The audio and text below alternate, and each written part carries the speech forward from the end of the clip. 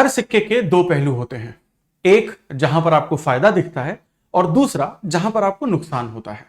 Artificial intelligence एक ऐसी नई चीज है हमारे देश के लिए और इस पूरी दुनिया के लिए जिसके फायदे तो हमें बहुत ज्यादा दिखते हैं, क्योंकि हम सभी को पता है कि चैट जीपीटी ने इस पूरी दुनिया को बदल दिया है। आपके कठिन से कठिन सवाल क्यों ना हो, कुछ चंद सेकंड्स में ही उसका जवाब आपके सामने आ जाता है। लेकिन फायदे देखने के चक्कर में हम इस सिक्के का दूसरा पहलू देखना हमेशा भूल जाते हैं, और वो है आर्टिफिशियल इंटेलिजेंस के नुकसान। और अगर इस नुकसान को राष्ट्रीय और अंतरराष्ट्रीय स्तर पर अगर भारत, दूसरे देशों की सरकारों और इंटरनेशनल ऑर्गेनाइजेशन जैसे यूनाइटेड नेशन अगर इसे रोकना चाहते हैं, तो उसके लिए आर्टिफिशियल इंटेलिजेंस का सही गवर्नेंस होना, यानी कि उसको सही तरीके से गवर्न करना सबसे ज्यादा जरूरी है। और इस टॉपिक को ही आज हम लोग डिटेल में समझेंगे कि गवर्नेंस ऑफ आर्टिफिशियल इंटेलिजेंस होता क्या है। Welcome to Chahal academy, this is Anubhav Deepani, faculty at Chahal academy.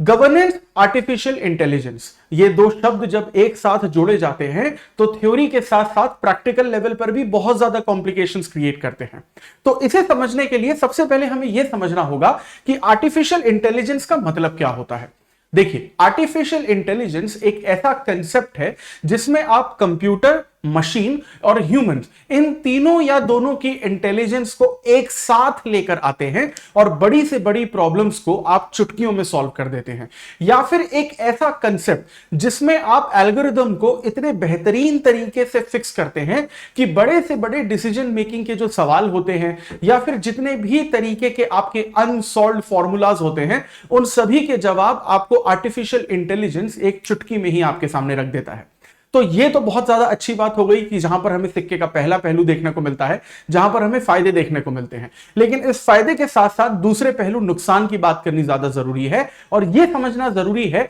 कि आर्टिफिशियल इंटेलिजेंस से रिलेटेड कौन से हमें नेशनल और इंटरनेशनल लेवल पर चैलेंजेस देखने को मिलते हैं। तो अगर आर्टिफिशियल इंटेलिजेंस के चैलेंजेस की हम लोग अगर बात करें, तो सबसे पहले यहां पर डर होता है हमें कि वो आर्टिफिशियल इंटेलिजेंस जिसे ह्यूमंस ने ही बनाया है और उसे इतना ज्यादा डेवलप कर दिया है, तो यहां पर खास बात यह है कि कहीं ऐसा ना हो जाए कि आर्टिफिशियल इंटेलिजेंस इतना ज्यादा डेवलप हो जाए कि वो ह्यूमन कैपेसिटी को ही पूरी तरीके से पीछे छोड़ दे, ह्यूमन कैपेबिलिटी से ही आगे चले जाए। और आज जहां ह्यूमंस एआई को रूल कर रहे हैं, कहीं ऐसा ना हो जाए कि एक वक्त ऐसा हो कि आर्टिफिशियल इंटेलिजेंस यानी एआई ह्यूमंस को रूल करने लगे। चलिए, यहां तक तो फिर भी समझ में आता है कि ये प्रॉब्लम को सॉल्व कर सकते हैं। लेकिन क्या हो अगर कभी ऐसा हो जाए कि आर्टिफिशियल इंटेलिजेंस धीरे धीरे टेक्नोलॉजी के नाम पर इतना ज्यादा डेवलप हो जाए कि आर्टिफिशियल इंटेलिजेंस खुद मानवता के लिए एक खतरा बन जाए। जिस तरीके से आज हम कंप्यूटर्स या रोबोट्स को ऑर्डर देते हैं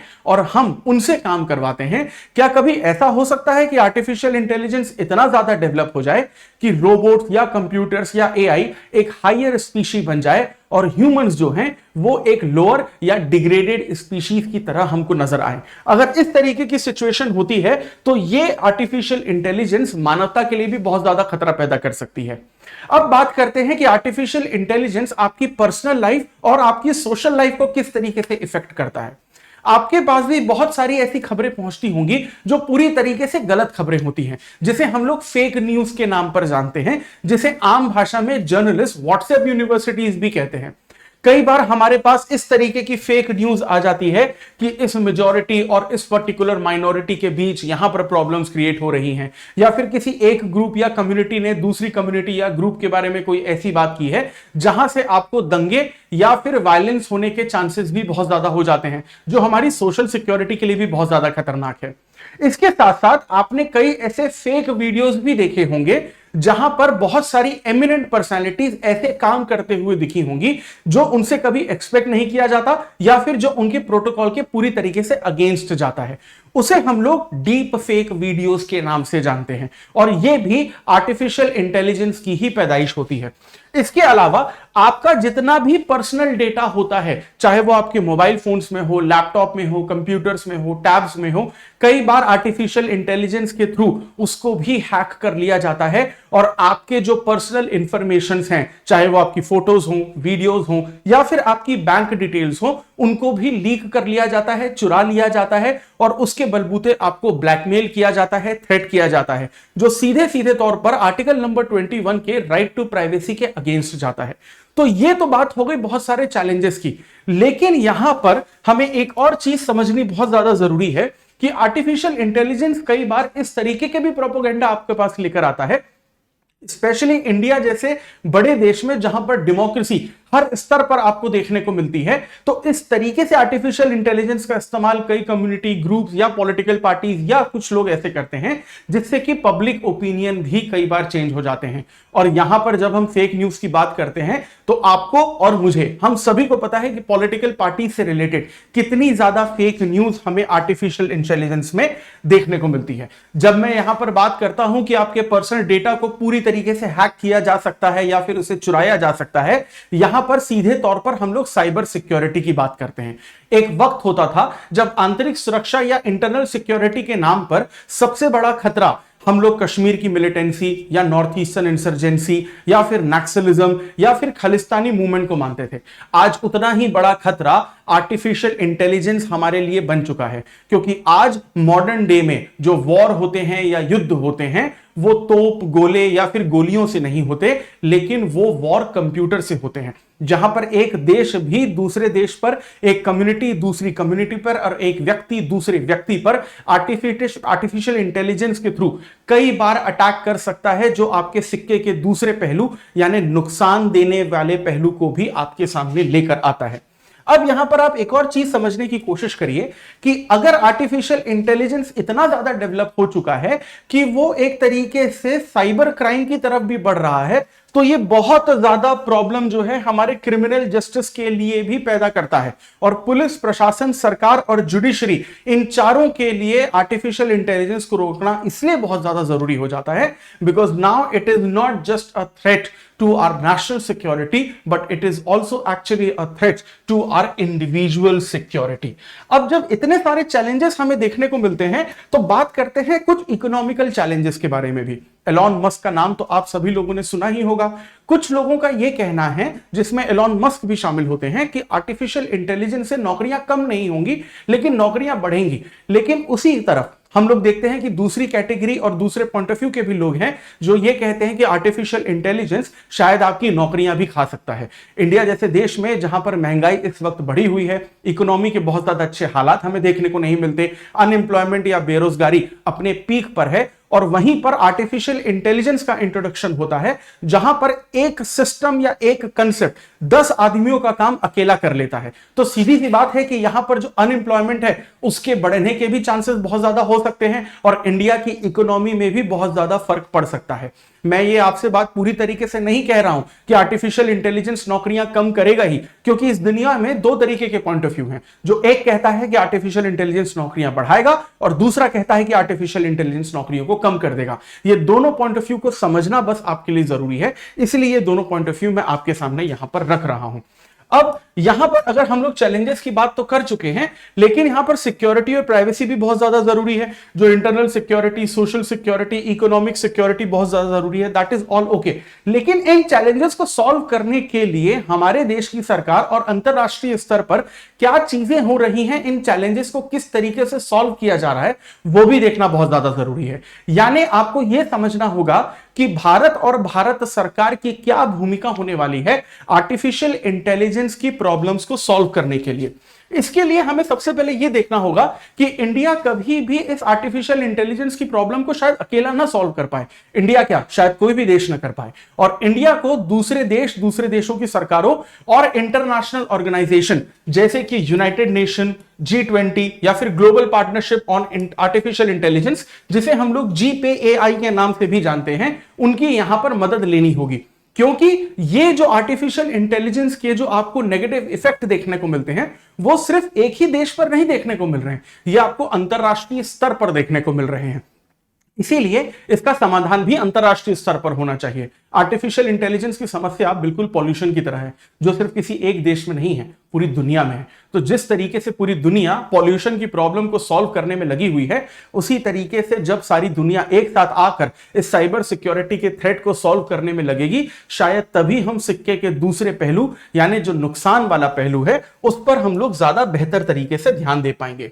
अब यहां पर इंडियन गवर्नमेंट जो है इंटरनेशनल ऑर्गेनाइजेशंस के साथ तो मिलकर काम करती ही है, लेकिन यहां पर फेयर एआई गवर्नेंस के लिए भी इंडिया जो है वो वकालत करती है, क्योंकि इंडिया का यहां पर यह कहना है कि एआई से रिलेटेड जो बेसिकली डेटा होता है या जो रिपोर्ट होती है, जो इंफॉर्मेशन होती है, वो सिर्फ यूरोप और यूनाइटेड स्टेट्स अमेरिका जैसे कुछ देश या कॉन्टिनेंट्स के कुछ देश सिर्फ अपने पास न रखें, वो पूरी दुनिया में दूसरे देशों तक भी पहुंचाए, ताकि जो नॉलेज आज यूनाइटेड स्टेट्स ऑफ अमेरिका या यूरोप के कुछ देशों के पास है आर्टिफिशियल इंटेलिजेंस की, वो नॉलेज भारत जैसे देशों में या फिर दूसरे डेवलपिंग कंट्रीज तक पहुंचे। क्योंकि आर्टिफिशियल इंटेलिजेंस की नॉलेज अगर ग्लोबल साउथ तक नहीं पहुंचेगी तो उससे बेसिकली प्रिवेंशन भी बहुत ज्यादा तकलीफ देगा भारत जैसे देशों को। फिर भी भारत तो कई बार अपने लेवल पर काफी ज्यादा डेवलपमेंट कर भी देता है, लेकिन उन देशों का क्या जो एक्चुअली में अभी भी बहुत ज्यादा पिछड़े हुए हैं, जिसमें श्रीलंका और अफगानिस्तान जैसे आपको एग्जाम्पल देखने को मिलते हैं। भारत तो किसी भी तरीके से अपनी इंटरनेशनल रिलेशन को मजबूत करके आर्टिफिशियल इंटेलिजेंस के थ्रेट को कम कर सकता है, लेकिन अफ्रीका यूनियन के उन देशों का क्या जहां पर आर्टिफिशियल इंटेलिजेंस की जो टेक्निक है पूरी तरीके से पहुंची ही नहीं है, तो थ्रेट्स को वो क्या ही समझेंगे। इसीलिए यहां पर कहना जरूरी है कि पूरी दुनिया जब एक साथ आएगी तभी इस आर्टिफिशियल इंटेलिजेंस के थ्रेट को हम लोग पूरी तरीके से सॉल्व कर सकते हैं। इसका एक बेहतरीन उदाहरण हमें 2023 में भी देखने को मिला था, जब 8, 9, 10 सितंबर 2023 को इंडिया ने G20 समिट को होस्ट किया था, और वहां पर भी आर्टिफिशियल इंटेलिजेंस से होने वाले जो थ्रेट थे या साइबर सिक्योरिटी के थ्रेट थे जो इंटरनेशनल लेवल पे थे, उनकी बात भारत सरकार ने पूरी दुनिया के सामने की थी और उसको सहारा भी गया था और अलग अलग तरीके से उसके सॉल्यूशंस के आइडियाज भी शेयर किए गए थे। इसके अलावा भारत सरकार के बारे में अगर हम लोग एक और प्रोग्राम की बात करें जिसे हम responsible artificial intelligence AI for youth कहते हैं, इस नेशनल प्रोग्राम का मतलब यह होता है कि आर्टिफिशियल इंटेलिजेंस से सबसे ज्यादा कांटेक्ट में यूथ रहते हैं। जैसा कि हमें पता है कि India is the youngest country of the world, यानी कि इंडिया की लगभग 60% पॉपुलेशन जो है वो 35 साल या उससे कम उम्र की है। तो इंडिया के जो यूथ हैं वो सबसे ज्यादा आर्टिफिशियल इंटेलिजेंस से कनेक्टेड होते हैं, सबसे ज्यादा एआई का इस्तेमाल करते हैं, तो सबसे ज्यादा एआई का थ्रेट भी उन यंगस्टर्स को ही होता है। यानी उन यंगस्टर्स को हमें ज्यादा से ज्यादा प्रमोट करना पड़ेगा आर्टिफिशियल इंटेलिजेंस की तरफ, लेकिन उनकी सिक्योरिटी की तरफ भी, यानी उनमें अवेयरनेस जगानी पड़ेगी, जागरूकता जगानी पड़ेगी कि एआई का इस्तेमाल आप बिल्कुल करिए, क्योंकि आपको वक्त के साथ तो चलना ही होगा, लेकिन वक्त के साथ चलते चलते आपको अपनी सुरक्षा की भी जिम्मेदारी खुद लेनी होगी। अब इस तरीके से अगर हम लोग ये तो देख चुके हैं कि इंटरनेशनल लेवल पे इंडिया किस तरीके से इन प्रॉब्लम को सॉल्व करेगा, लेकिन भारत सरकार नेशनल लेवल पे भी आर्टिफिशियल इंटेलिजेंस के थ्रेट्स को पूरी तरीके से सॉल्व करने की कोशिश कर रही है, और इसके लिए भारत सरकार ने कई कदम उठाए भी हैं और भारत सरकार को कई कदम उठाने भी चाहिए। जो कदम भारत सरकार ऑलरेडी उठा चुकी है उसमें आपको इंफॉर्मेशन टेक्नोलॉजी एक्ट 2000 और उसमें किया गया 2022 का अमेंडमेंट तो देखने को मिलता ही है, लेकिन अब बात यहां तक आ चुकी है कि भारत सरकार को अब एक नई नेशनल साइबर सिक्योरिटी पॉलिसी बनानी होगी, जिसमें आर्टिफिशियल इंटेलिजेंस के थ्रेट को पूरी तरीके से नोटिफाई करना होगा और उसमें सॉल्यूशन किस तरीके से देना है वो देश की जनता को बताना होगा, ताकि जमीनी स्तर पर आर्टिफिशियल इंटेलिजेंस के बारे में लोगों को पता चले और कतार में खड़ा जो आखिरी व्यक्ति है उसको भी यह पता चले कि आर्टिफिशियल इंटेलिजेंस के थ्रेट्स को किस तरीके से टैकल करना है, किस तरीके से डील करना है।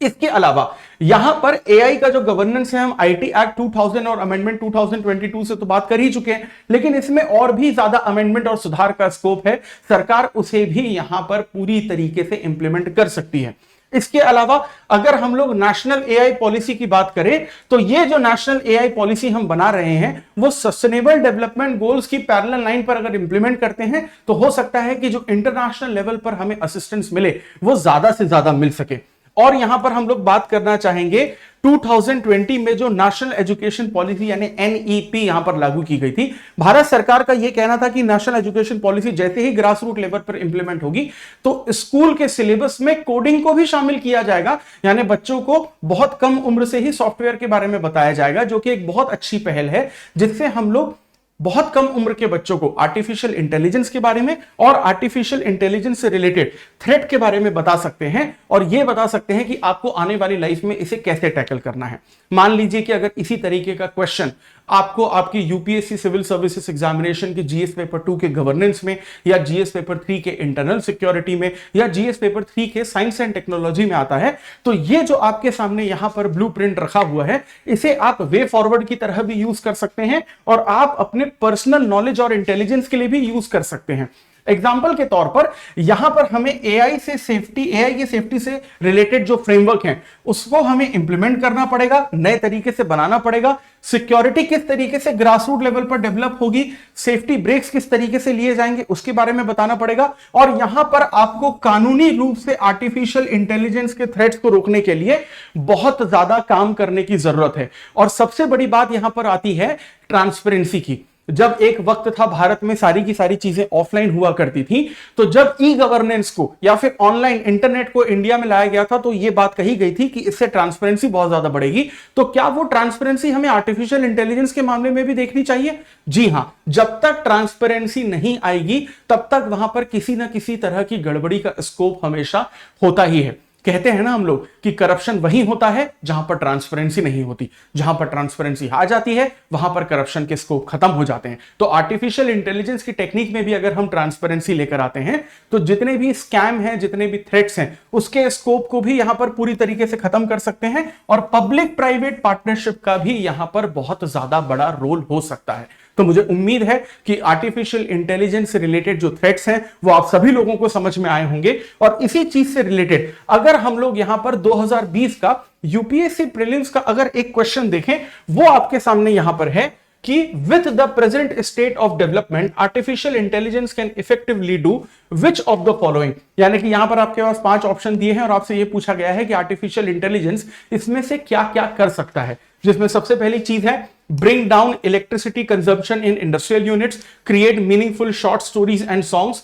disease diagnose, text to speech conversion and wireless transmission of electrical energy। और ये रहे आपके ऑप्शन और प्लीज आप कमेंट सेक्शन में बताइए कि इसका आंसर आपके अकॉर्डिंग क्या है। और इसी तरीके के जो मॉडर्न टेक्नोलॉजिकल टॉपिक्स हैं जो आपके यूपीएससी सिविल सर्विसेज एग्जामिनेशन की प्रिपरेशन को और इजी बना सकते हैं, और इसी तरीके का कंटेंट अगर आप ज्यादा से ज्यादा कंज्यूम करना चाहते हैं जो आपकी एग्जामिनेशन और आपकी पर्सनल नॉलेज और इंटेलिजेंस के लिए जरूरी है, so for that please stay tuned with Chahal Academy. This is Anubhav Dipani. I will see you in the next video. Thank you very much.